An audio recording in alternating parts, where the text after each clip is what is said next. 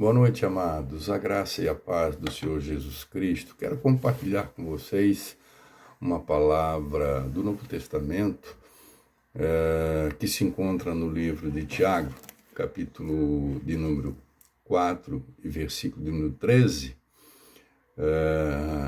Diz assim o texto: Atendei agora a vós que dizeis, hoje ou amanhã iremos para a cidade tal, lá passaremos um ano, negociaremos e teremos lucros. Vós não sabeis o que acontecerá amanhã. O que é a vossa vida? Sois apenas como neblina que aparece por um instante e logo se dissipa. Então, em vez disso, devias dizer, se o Senhor quiser, não só viveremos, como também faremos isto ou aquilo. Mas agora vós jactais das vossas arrogantes pretensões, e toda jactância semelhante a essa é maligna, é pecaminosa. Não é somente uma questão de termos a consciência de que hoje estamos aqui e amanhã poderemos não estar, né? A nossa vida é breve e a vida de alguns mais breve ainda por algumas circunstâncias que não cabe aqui a gente colocar, né? Uns chegam até uma vida mais longa, né? Tem uma vida mais longa, e chega ali os seus 70, 80, 90, mas outros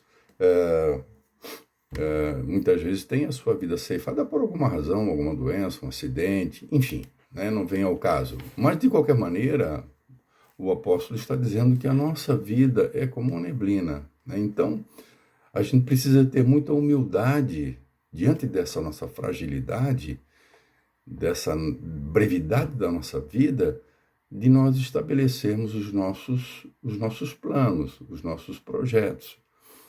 Não significa dizer que nós não possamos sonhar, nós não possamos planejar, claro, mas deve haver em nosso coração uma atitude de humildade, né? Sabendo que tudo aquilo que nós projetarmos na nossa vida deverá estar submetido à aprovação de Deus, né? É isso que ele está querendo dizer. Aliás, obrigatoriamente, tudo o que acontece na nossa vida, no mundo, só acontece porque Deus permite, né? Porque se Deus não permitir, certamente não acontecerá. Então, a última palavra sempre é de Deus, né? Sempre é de Deus, ou sim ou não, né? Isso, conforme eu disse, não significa que nós não possamos fazer planos, mas nós devemos fazê-los com humildade, né? Conscientes de que eles poderão ser frustrados, né? Se, porventura, esses planos, esses projetos estiverem fora da vontade ou fora do tempo de Deus, né? A Bíblia diz em Provérbios 16, e versículo 1, que do coração do homem procede os planos, mas a última palavra procede de Deus. Deus é que dá a última palavra, né?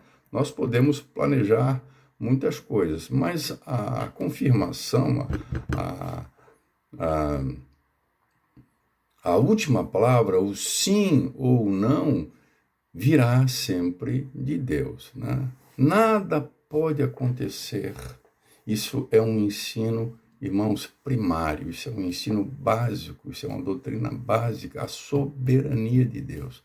A gente fala tanto de soberania, a gente canta sobre soberania, né? A gente ora falando que tu és o soberano, poderoso, Deus é soberano, e muitas vezes que a gente não se apercebe que a soberania de Deus é justamente isso, né? O poder de Deus, o poder exclusivo de Deus de dizer para tudo que sucede no céu e na terra, na nossa vida, né? Dizer sim ou dizer não. Nada pode acontecer sem a vontade de Deus. Seja, como diz algumas pessoas, tentando amenizar quando se trata de situações difíceis e que até a gente não consegue compreender, puxa, como é que Deus, né, permitiu isso. Então, nós podemos falar aí, se você quiser, né, que nada acontece sem a vontade de Deus, seja a vontade ativa ou seja a vontade permissiva, né, que Deus permite. E a Bíblia diz em Mateus, no capítulo 10 e no versículo 29, que se vendem 2 pardais por muito pouco, né? Por muito pouco. Mas nenhum deles cai em terra sem a permissão ou sem a vontade de Deus, né? Mesmo que os nossos planos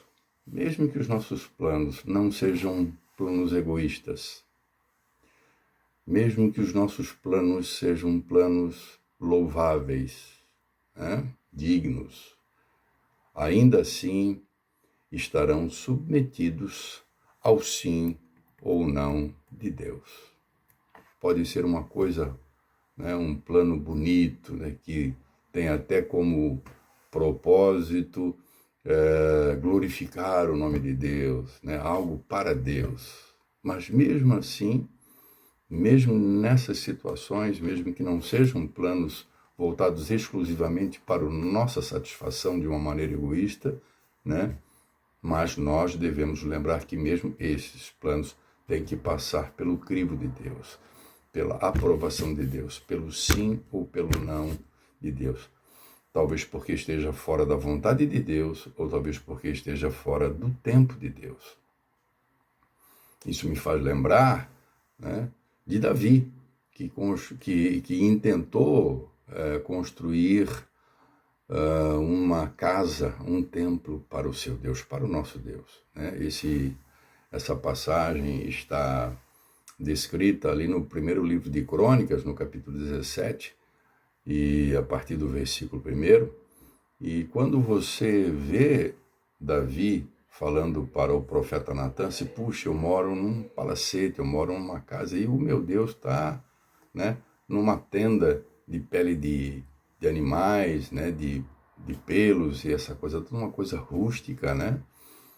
Interessante que o profeta Natan, ele faz o que está no teu coração, né? Imediatamente nós percebemos, por se tratar de uma coisa louvável, uma coisa que buscava a glória de Deus, o profeta precipitadamente disse, pode fazer, porque isso é de Deus, em outras palavras, né? Mas depois a gente vê Deus advertindo o profeta e dizendo para ele procurar Davi, e disse, olha, Davi, você não vai fazer, você não vai construir esse templo. E Deus apresenta ali uma justificativa dizendo que Davi foi um homem que derramou muito sangue pelas guerras que ele fez. Ele não faria. Mas a sua geração, o seu filho, depois dele, então iria construir esta casa, né? Deus não permitiu. E olha que era um projeto, irmãos, que havia inclusive uma planta detalhada disto, né? Ele tinha elaborado uma planta, mas ele guardou, ele ajuntou material, ouro, né? Muita coisa, especialmente ouro, para a construção dele, mas ele não pôde. Pode ser até que isto tenha frustrado, né, o seu coração, mas realmente não era para ele construir, e podemos talvez discernir como sendo que não era o tempo de Deus, muito embora houvesse uma justificativa plausível no coração de Deus, mas digamos que não era o tempo de construir, né? Era o tempo de aguardar e esperar que depois então um dos seus filhos, que no caso foi Salomão, viesse a executar esse plano. Interessante pensar no fato de que muitos em todo o mundo, meu querido, minha irmã, meu irmão, muitos nesse mundo, em todo o mundo, para esse tempo, o tempo que nós estamos vivendo agora, né? Fevereiro, março, abril, né, de 2020, esse tempo agora. muitos em todo o mundo projetaram. Teve gente que projetou viagem. Eu fui um que projetei viagem. Eu e minha esposa. Chegamos até a pagar, né, antecipadamente para fazermos uma viagem. Outros projetaram negócios, né, empreendimentos, outros projetaram festas sociais, né, festas suntuosas, com muitos convidados, com muitos abraços, com muitos cumprimentos, muitos beijos, né? Tanta coisa para esse tempo foi projetado pelo mundo inteiro, né? Mas esses planos foram frustrados, porque acima de todos e acima de tudo está o Senhor, que é quem estabelece pelo seu poder e pela sua autoridade os tempos, né? Quero falar sobre isso, sobre os tempos. O Senhor é que estabelece os tempos. E, decididamente, não há dúvida nenhuma, pelo menos para a grande maioria das pessoas, este não está sendo um tempo de fazer o que se projetou. Não tem sido, né? Quantas pessoas estão frustradas nesse tempo, que idealizaram coisas, viagens, né, negócios, aquisições, vendas, ter lucro com alguma coisa, mas não é decididamente um tempo para isso, né? Antes tem sido um tempo onde ou quando muitos se entristecem, né? Muitos choram, a grande maioria das pessoas se afastaram das pessoas, né? Gente que fez casamento em cartório, não fez festa, né? E tinha projetado fazer uma grande festa. Então, é um tempo de se estar calado, é um tempo de esperar até tudo passar.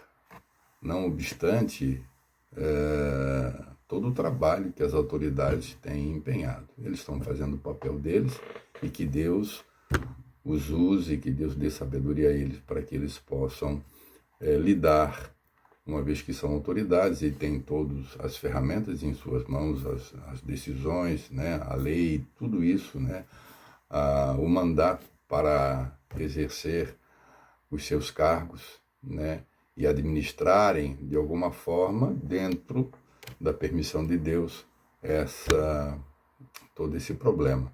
Mas não tem dúvida que é um tempo para as pessoas estarem no seu lugar, refletindo, né, e esperar que tudo isso passe.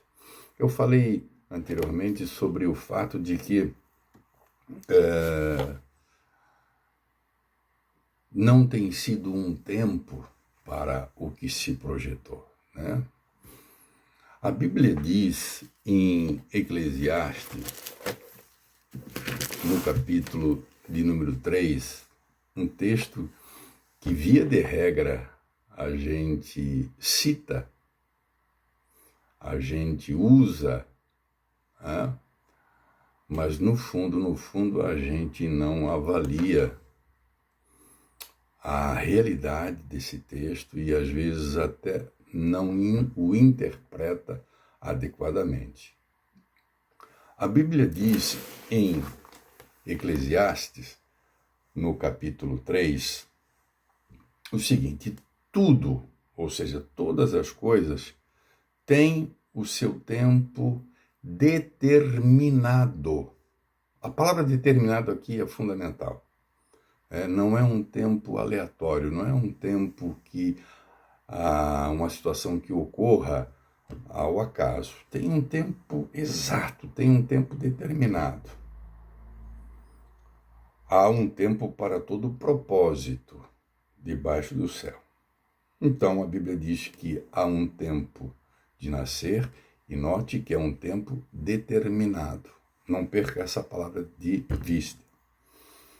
E há um tempo de morrer, há um tempo de plantar, um tempo de arrancar o que se plantou, tempo de matar, tempo de curar, tempo de derrubar, tempo de edificar, tempo de chorar, tempo de rir, tempo de plantear, tempo de saltar de alegria, tempo de espalhar pedras, tempo de ajuntar pedras, tempo de abraçar, tempo de afastar-se de abraçar, né? Tempo de buscar e tempo de perder, tempo de guardar e tempo de deitar fora, tempo de rasgar, tempo de coser, tempo de estar calado e tempo de falar, tempo de amar e tempo de aborrecer, tempo de guerra e tempo de paz, né? Para tudo há um tempo determinado. Mas esse tempo, irmãos, ou esses tempos, né, eles estão fora do controle dos homens. O homem não tem um controle sobre os acontecimentos determinados, pelos tempos determinados. Esse tempo é determinado por Deus. E às vezes a gente fala, né, não é chegado ainda o tempo de Deus. Porque, no fundo, a gente crê que Deus determina, né, os tempos na nossa vida.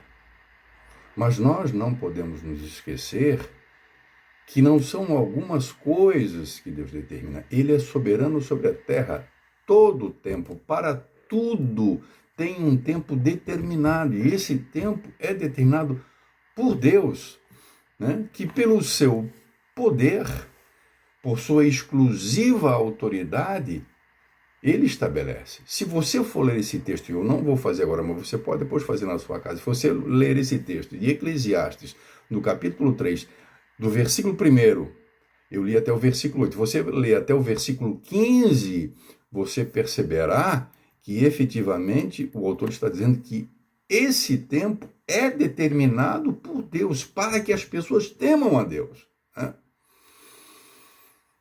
Quando perguntaram para Jesus, lembram-se, Jesus morreu, ressuscitou e reúne então seus discípulos antes de ser recebido aos céus.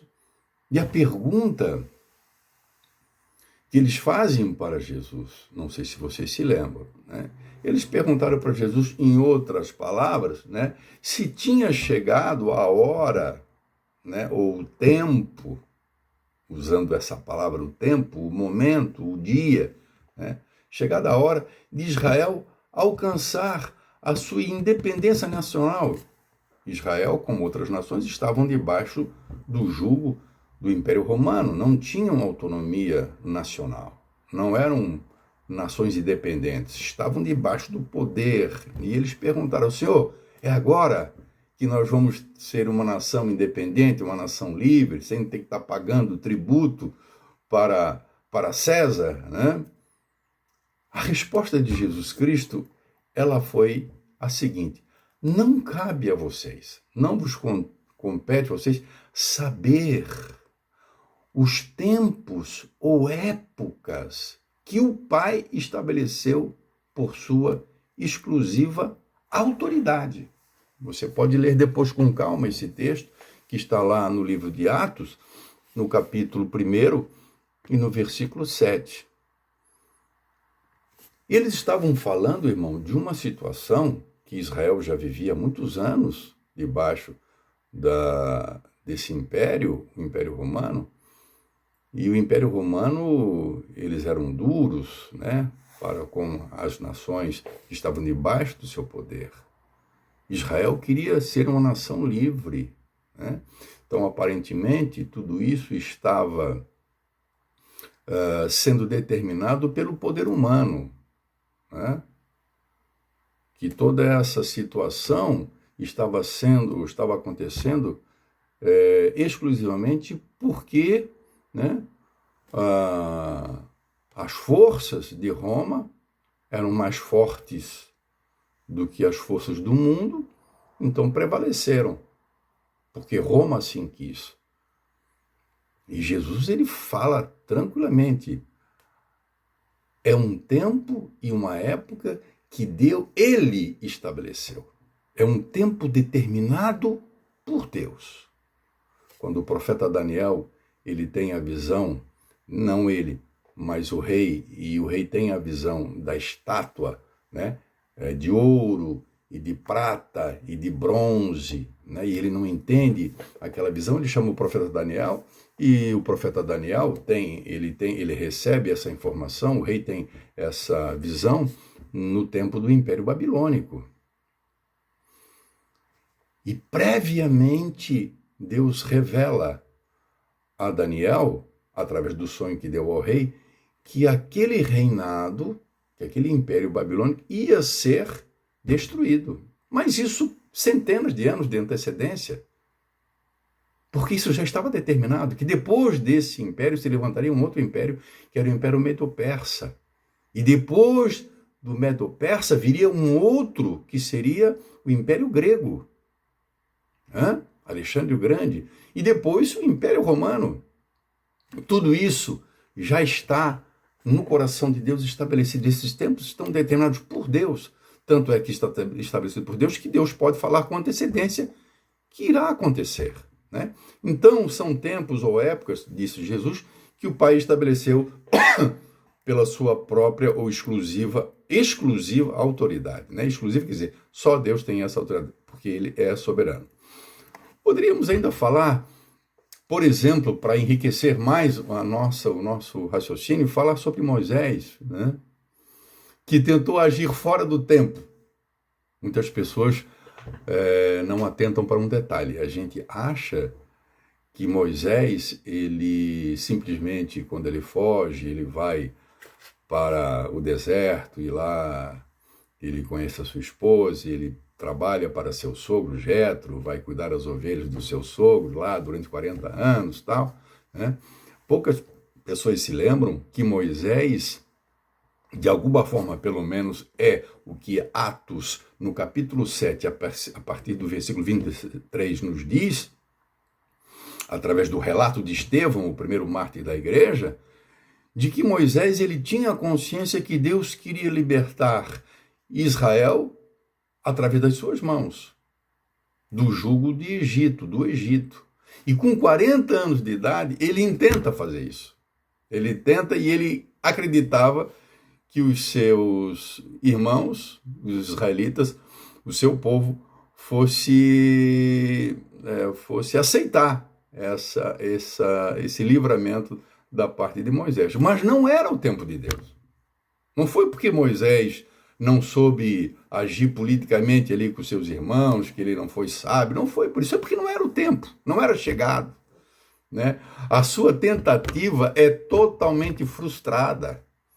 Ele assassina um egípcio, um irmão dele, um hebreu daqueles, descobre, né, e diz para ele, quem que você pensa que você é? Você vai querer me matar como você matou o egípcio ontem? E ele já fica sabendo, né, e ele ocultou o corpo daquele homem que ele matou, o egípcio que ele matou, né, mas não foi desvendado. E ele tem que fugir, ele sai fugido. Não era o tempo de Deus. Deus efetivamente queria e depois iria realizar essa libertação, como nós sabemos que ele realizou. Mas 40 anos depois, e da forma como Deus iria estabelecer, do seu modo. Né? Então, esse tempo da libertação que estava no calendário de Deus estabelecido por Deus, sabe quantos anos, irmãos? Com antecedência, Deus, ele estabeleceu na eternidade, mas ele declara a alguém, ele declara lá em Gênesis, capítulo 15, versículo 13, centenas de anos antes, sei lá, 500 anos antes, talvez, ou mais, né? Ele diz para Abraão, olha, Abraão, a tua semente, a tua descendência será peregrina numa terra, vai sofrer, né? Vai ser feito como escravo, e vão ficar lá 400 anos. Depois, então, eles serão libertos. Né? Então, uma época, um tempo determinado por Deus. Deus ele tem essa como disse o Senhor Jesus, essa autoridade exclusiva, né, de determinar os tempos. Jesus Cristo, quando ele fala a respeito da sua morte, até mesmo com respeito à sua morte, Jesus falou que esse momento estava fora do controle e da vontade dos seus adversários, né? Quando ele vai falar, eu quero abrir com você, se você puder, em Lucas, no capítulo 22, Lucas 22, interessante esse texto. Tudo isso vem de encontro ao que nós estamos dizendo. Lucas 22, versículo de número 52, diz assim, ó, então, dirigindo-se Jesus aos principais sacerdotes, sabe dessa cena, Jesus está ali no Getsemane com os discípulos, e aí chegaram os guardas, né, com porretes e para prendê-lo, né? Ele olha para eles, né, para aqueles que vieram buscá-lo para sua morte. Dirigindo-se Jesus aos principais dos sacerdotes, capitães do templo e anciãos que vieram prendê-lo, disse, saístes com espadas, com porretes, para deter um salteador? Diariamente, estando eu convosco no templo, não pusestes as mãos sobre mim. Porém, agora esta é a vossa hora, o vosso tempo e o poder das trevas. Chegou o momento de vocês. Vocês vão me prender agora. Vocês se lembram que eu estive aí 3 anos, vocês nunca me prenderam. Sabe por quê? Porque meu pai determinou essa hora. Agora é a hora de vocês, né? Agora é a hora determinada pelo Pai. Isso é sério, irmãos, né? E não somente da sua morte, mas até mesmo também da sua volta, que é a grande esperança da igreja, a volta de Jesus, né? Ele disse lá em Mateus 24, 36, você também depois pode anotar, Mateus 24, 36, Jesus falou da sua volta e disse, irmãos, que nem os anjos, nem mesmo o Filho, ele, naquela condição de homem como estava aqui no mundo, nem o Filho sabe aquele dia, só o Pai. Então é um dia que está estabelecido no calendário, no Kairos de Deus, que se concretiza no Cronos, que é o tempo deste mundo, né? Mas Deus é que determina, né, todas essas coisas. Tudo isso, evidentemente, irmãos, depois de ouvirmos isto, de pensarmos sobre isso, tudo isso nos leva a assumirmos um comportamento de humildade, né, daquele que tem a palavra final, aquele que tem o sim ou o não, aquele que tem a autoridade para dizer não chegou o tempo, né, ou simplesmente isso não vai acontecer. Como aquilo também que a gente não espera, muitas vezes nos surpreende, nos apanha, né, muitas vezes despreparados, né? Certamente também todas as coisas, por mais que isso possa ser incompreensível, né, na nossa mente, tudo é determinado, o tempo de todas as coisas, né? Leia depois com bastante cuidado Eclesiastes 3. Tá? Dificilmente a gente interpreta esse texto de uma maneira acertada. O tempo ali para todas as coisas é um tempo determinado. Não é um tempo aleatório, não é o acaso, não é conforme a vontade do homem, não é conforme as oportunidades, é um tempo determinado para tudo, né? Então, diante de tudo isso, nós temos que assumir um comportamento de humildade, né? Diante de Deus, Ele que tem a palavra final, né? Vamos sonhar, irmãos. Vamos planejar, mas não com jactância, como diz o apóstolo Tiago, né?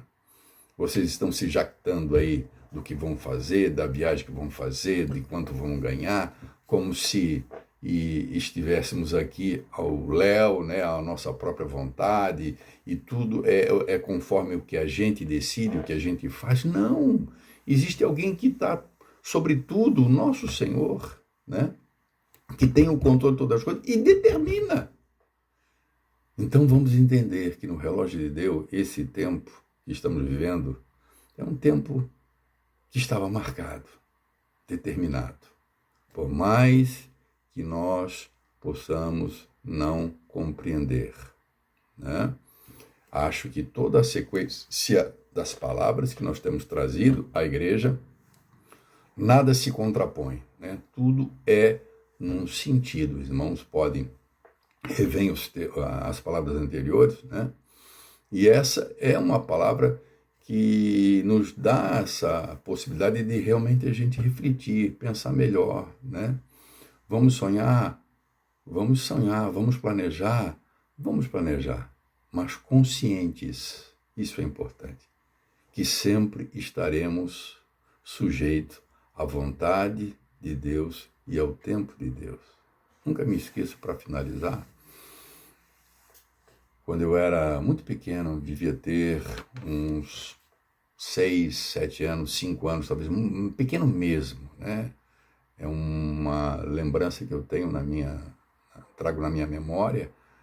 E quando eu perguntei alguma coisa para o meu pai, eu nem me lembro o que eu perguntei para o meu pai. E o meu pai, ele olhou para mim e disse assim: se Deus quiser, nós faremos. Isso nunca saiu da minha cabeça. Imagine, eu com 4, 5 anos de idade, nunca me esqueci disto. Isso sempre ficou marcado, né?